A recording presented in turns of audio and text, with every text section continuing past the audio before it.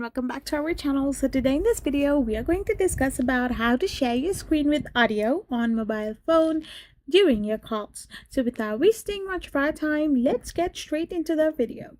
So if you are in any of the applications like Zoom or Google Meet or any other calls and you want to share your screen, all you can do is simply tap open your particular app, and once you have done this you can simply start a new call or option. Once you have done this, if that person receives your call or just picks up your call, then you can find a share option. You can simply find an option that will enable you to simply share your screen.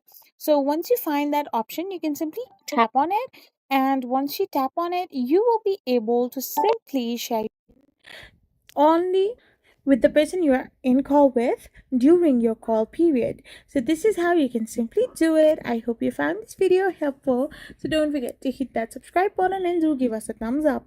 We will be back again with more informative videos. Thank you for watching.